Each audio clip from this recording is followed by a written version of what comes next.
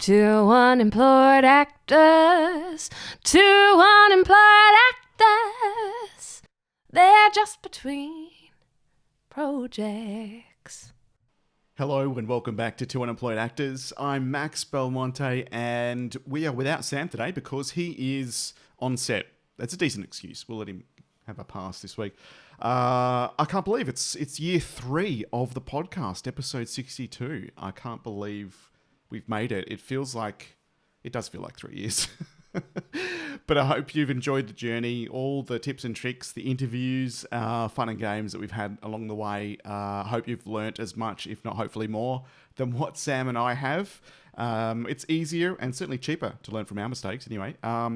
And kicking off the year in style, it's been busy for us in Sydney last year.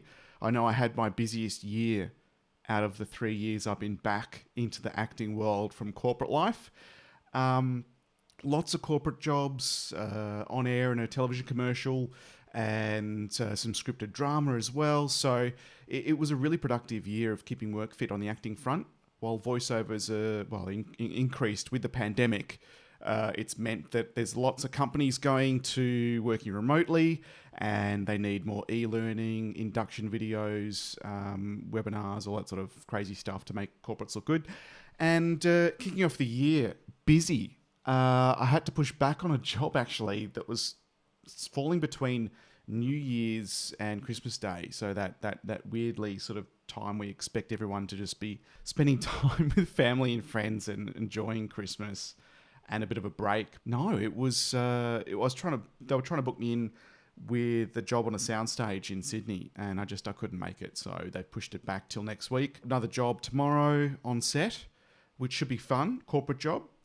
And interestingly too, nothing's changed when it comes to filtering online jobs. I know I had one come through on the right fit because I'm on StarNow in Australia, which I've got a lot of work from actually. It's been quite nice to me, and the right fit as well. They're different in a couple of respects. StarNow, just there's a whole lot of shit, whole lot of free stuff, some paid work, and you really have to filter. I've filtered it already to be only showing me paid work. And within that, there's probably 1 in 10 that I would apply for. And then the right fit is kind of filtered quite well. So by the time I bring up what's right for me, I'm probably applying for maybe 1 in 5. And I've only been going for a couple of months on the right fit, but it's already given me a couple of jobs, so I can't complain. And the third job came up, this opportunity came up last week for a sports shoot, and being as uncoordinated as I am running around, throwing balls and catching all that sort of stuff, I thought, well, hey, my friends would say, don't do it, Max, just don't. But of course, every actor would say, yeah, I'm great at that. I can catch with my left and right hands, no dramas, amazing. And so of course I said, yeah, I'm in it. Anyway, they came back and said, look, our sample size for the shoe, so it's obviously for a sporting shoe, is 10, which is 3 sizes smaller than my feet. So that's already adding to my uncoordination.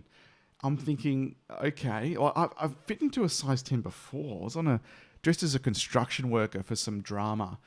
And yeah, it hurt because those shoes, steel cap, rigid sides, like there's no give. But if I can fit into those, I can fit into some sneakers. So I'm like, yeah, no dramas.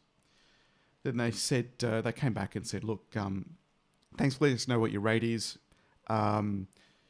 Great that you can fit in the shoe, but in relation to the shoe size, we're going to do there'll be some video elements to the shoot. So are you okay running and jumping and stuff in that size? Like, well, hang on a minute.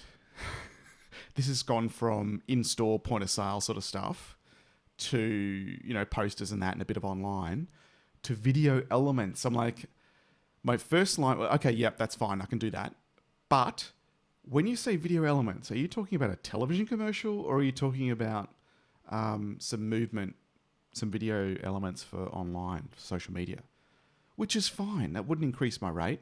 But if it's a television commercial, that's a whole other job.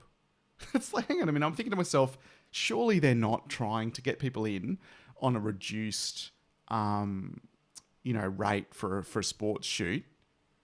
And then taking video footage at the day and using that as a television commercial within the same rate. I can't be doing that. Surely. So they came back and said, oh, yeah, it's for a TVC. I'm like, whoa, hang on.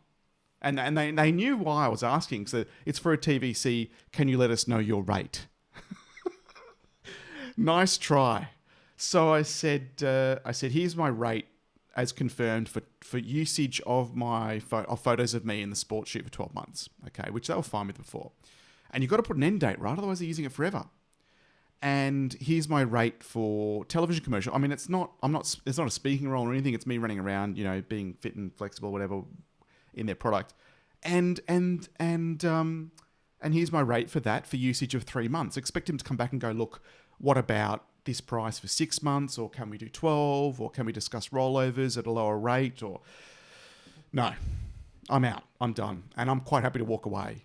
I missed the job. Happy to walk away because for the amount of money that I had confirmed to date to do in-store, point of sale and photos and posters and things, plus a television commercial with no end date for that reduced fee, it's just like, no, forget about it. That's just taking the piss. And it's through an agency. I mean, they know better, right? But the trouble is they pitch this idea. The marketing department will confirm the budget for that idea. And it's generally these days, like a 360-degree campaign, they call it, where you're going to be on outdoor posters, point of sale in stores, social media campaigns to complement a television commercial. So it all sort of peppers at the same time. So they sort of get you everywhere, so to speak. And, okay, this is not that. It's a bit of that. It's some online, some in-store, and a television commercial. So it's not bad. We're doing all right. We're just missing outdoor. Who knows? Maybe they're going to do that too and not tell me. But that's what happens. And they confirm the fee, and then they go into their pre-production phase, and they show, the sketches of what the television commercial will look like, some proofs of what the posters could look like, and then they insert, generic talent, and say, here's what it's going to here's what the look and feel will be like, and we're on track. Yep, done. Moving forward. So already spent some money. And then it comes to the end of the line. We've actually got to shoot it. We've got everything approved, the concept, the script, and the script is not easy, right? Because although there might not be heaps of words, it's got to go through the committee. It's got to be in line with the brand. The marketing department's got to sign off. That generally takes a bit of time because it's, script by committee. And then you end up with getting a production crew together, and the agencies generally have either in-house or on tap. They've got their go-tos, and the production crew will confirm the date and organise logistics, like, do we need a sound stage? Is it outdoor? We need to get permits, all this sort of stuff. So this is all happening. Money's being spent, right? We're going.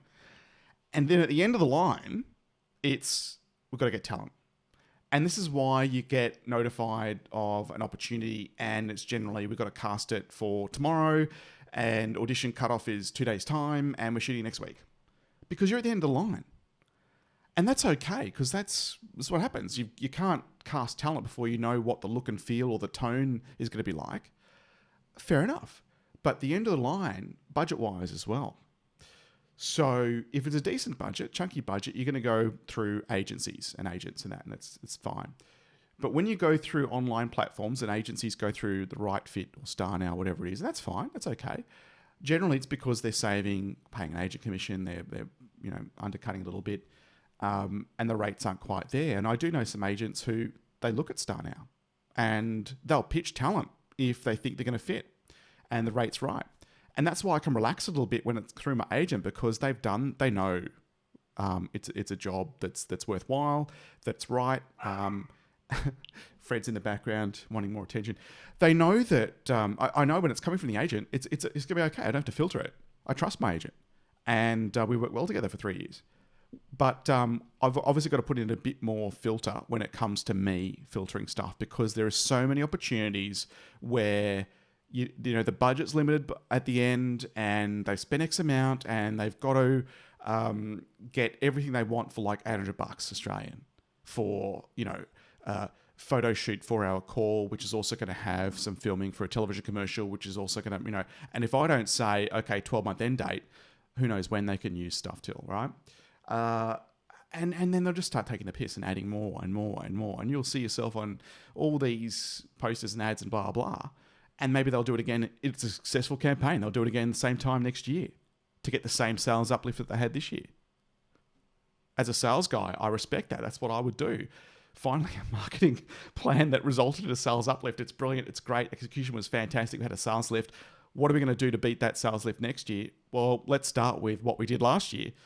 But if you haven't put an end date, it's in perpetuity, it's forever. Well, you're going to see it again and again, and you're not going to get any benefit from it. And you're going to say, well, that $800 wasn't worth it when you consider all this stuff.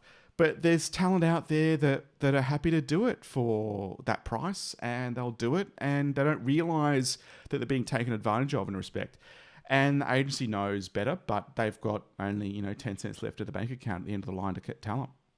So, at this stage, don't do free work, don't do contra stuff. It's all about the right job for me at the right time. Also remembering, if it's a television commercial that's a low budget, it's going to reflect on you, right? They're not going to have all the elements there to make the ad look great as a big budget national campaign. So you've got to remember that too. At which stage in your career are you at? Do you want yourself represented in a certain light?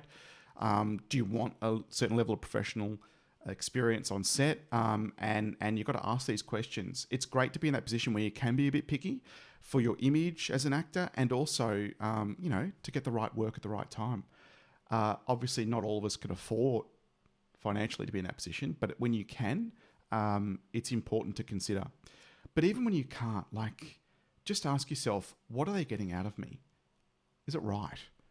Does it feel right? Does it pass the smell test? Does this smell off?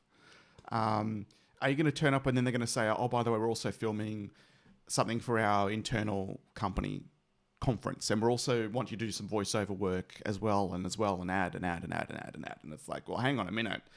Now you're just taking the piss. And there's absolutely nothing wrong with asking, well, will this be used for 6 months or 12 months? Because my rate will vary. And I've had times where a casting agent will say, your great profile, blah, blah, can you do this? I'm like, yeah, I can, but my rate would be X, not what you've advertised. And they've responded and gone, yep, this is a quote, yeah, I knew you were out of our budget range, but I thought I would try. Thanks for letting us know. We'll keep you in mind, especially for future work, but unfortunately, the budget that we've got from the client just won't fit you at this stage. It's professional. They're not going to go, oh my God, let's blacklist this guy. He said no. You're asking legitimate questions that any actor should ask, any agent will ask, if they're worth their salt. They should ask, how much am I getting paid? What's the job? Even like the hourly rate thing. Okay, that if you're featured extra if you're not talking and you're sort of in the background a bit, okay, that could make sense for something. But you've worked hard to build a profile. You're working hard to maintain that profile by, working on your social media strategy, going to photo shoots, spending money on your own headshots, your website. You're doing your best you can. You're not gonna settle for junk rates. You shouldn't settle for junk rates. I don't have an hourly rate. I'll just be honest. I'll just put it out there. I don't have an hourly rate. I know there's union advice in Australia for hourly rates. I just have a project rate. It's that simple. With my experience now, I can say for this corporate shoot, it's just an internal piece. It's for their induction. This is going to be my rate for this based on the size of company, size of job, size of, how long you're going to use it for. And you can say in perpetuity, okay, because their corporate induction is going to change over time. They're not going to be able to use the same footage. But anyway, that aside, this is going to be my rate for this project. Because interestingly too, I batted away another opportunity on voiceovers where they said, look, we want you to voice over 3 different scripts for our app. So it's going to be in the app and also use online. What's your rate? And I sent back a reasonable rate. Reasonable because, they're going to save. They don't have to hire a studio. They don't have to hire an audio engineer. They don't have to hire talent through an agent. I can do all of that. and I'll provide a reasonable fee for that. That's certainly significant savings on doing the above. But they've just come straight back and go, oh, that's that much for 130 words. It's too expensive. So me wanting to walk away and say thank you very much, but also educate a little bit. Thanks for the feedback. I don't actually have a rate per word. It's per project. But, thank you very much, Max. Signed off, walked away. Because it depends on the project. Like 130 words for an app, 130 words voicing over a television commercial, 130 words for overdubbing a video for a corporate conference. 100, these are different rates. I'm not going to charge the same rate per word. I saw something advertised on voices.com, 92,000 words. Also pronunciation in Spanish, and the audition script reflected that. There's some big words in there, some words that are going to hook you, and we want to check your pronunciation, and we also want to check your pronunciation of these names. So decent script. I looked at it, and then I looked at the rate, and look, it's a nice number, their number, but when you work it out per word, it was less than 1 cent per word. And this is important in this respect because 92,000 words, you've got to work out how many hours that's going to be. How many hours that's going to be of you not just recording it, but also you've got to edit your breaths out and, format it a bit, a few different takes here and there, etc. So you can't just record and send. And so that takes a bit of time, So for, 1 hour of finished audio might take you an hour and a half if you know what you're doing to provide that. If not longer. So you've got to be able to work out, per word in some respects, like when it comes to long form, but you've got to use your gut and just understand that, look, I'm not willing to sell out for less than 1 cent a word to do something that's going to take me a long time because of the pronunciation issues. And you just get a feel for some clients where the way they're positioning it and asking, you can tell they haven't done this a lot. So you're probably going to get lots of revisions coming back and forward because the brief's not crystal clear because they don't write briefs all the time. That's something else to consider. So when I do have a voiceover project, here's the rate for this project, and that includes a couple of revisions.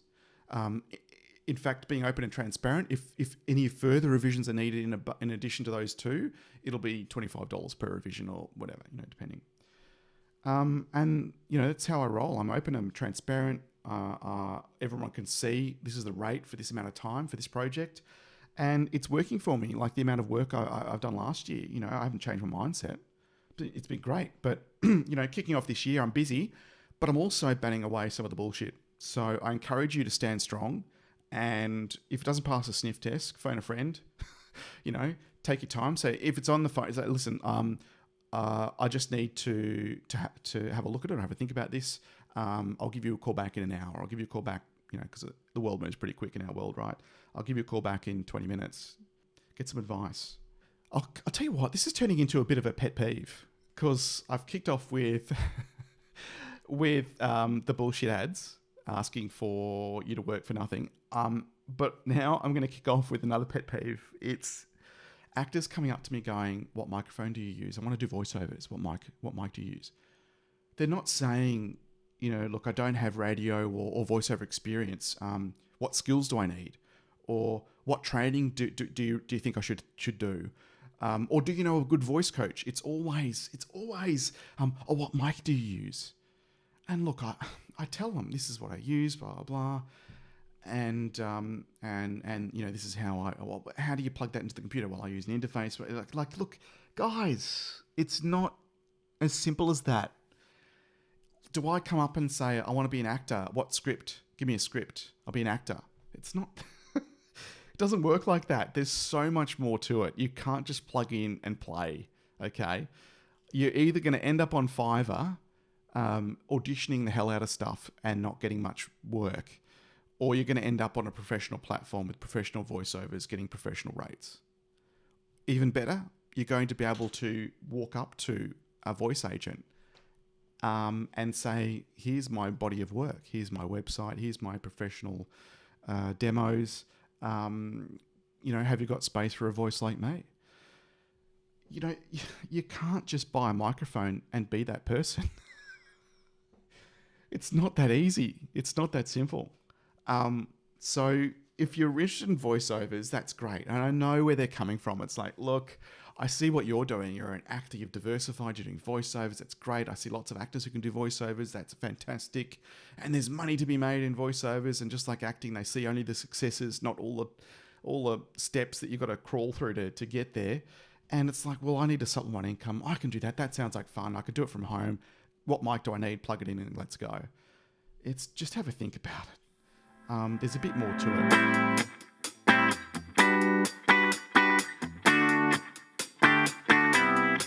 So it's the start of 2021. What's my plan? I'm starting to form a rough plan for the year, which is important. I think it's time for us all to take a check and go as actors, like what worked last year, what didn't work, what was fun, what wasn't fun, and go this year, here are some of my goals.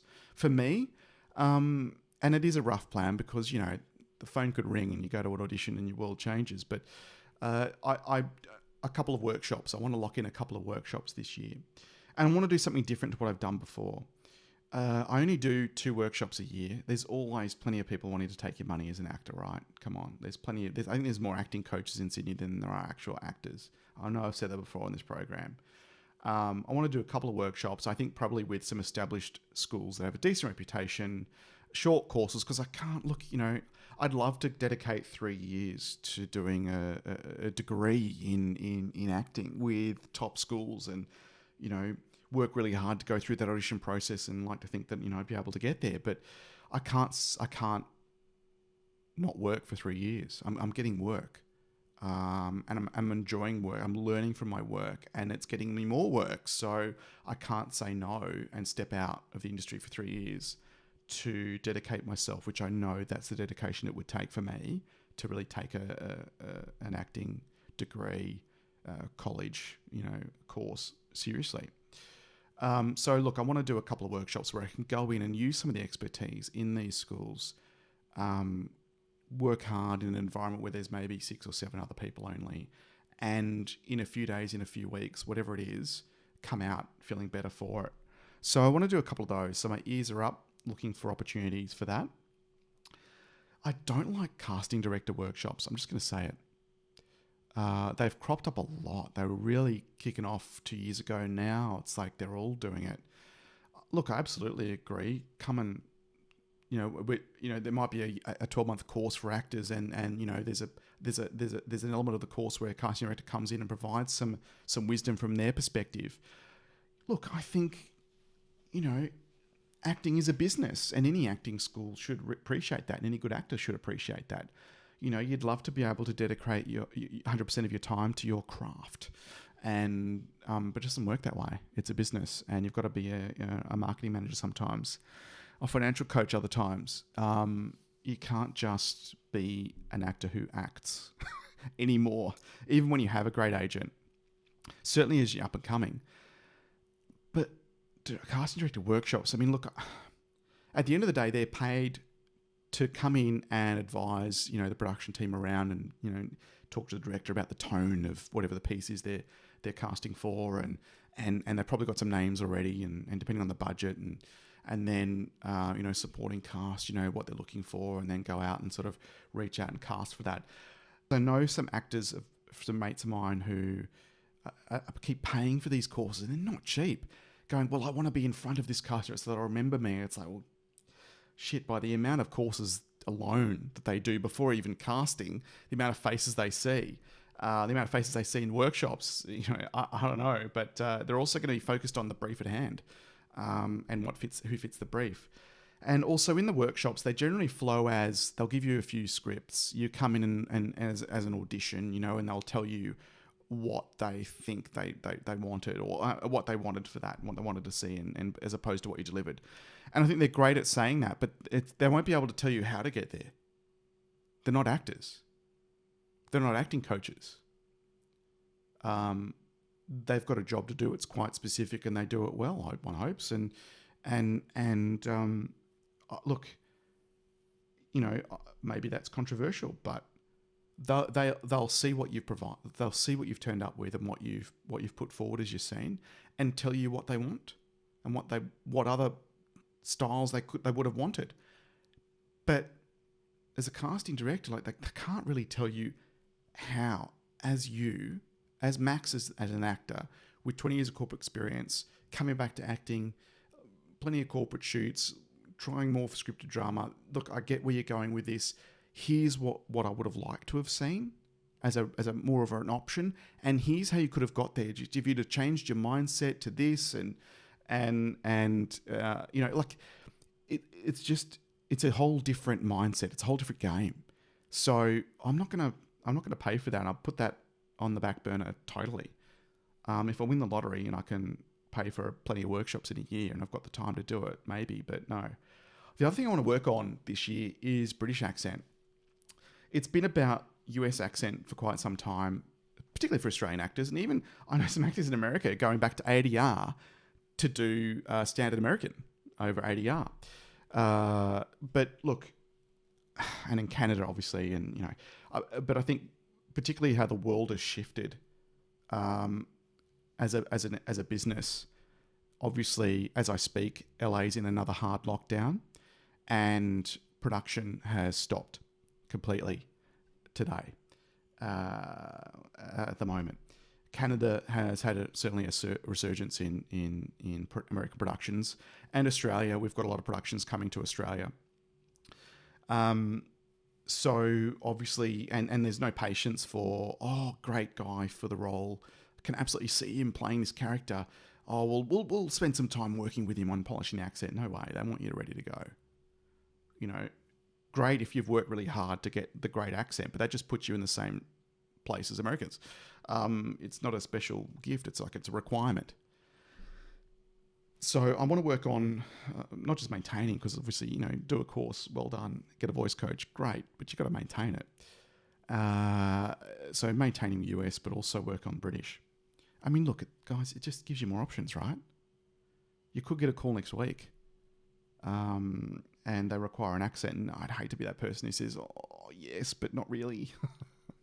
So 2021 is starting off strong. Next episode, we're going to have an interview with a psychologist who's also an actor, and obviously, as a result, specialises in psychology of actors and helping actors.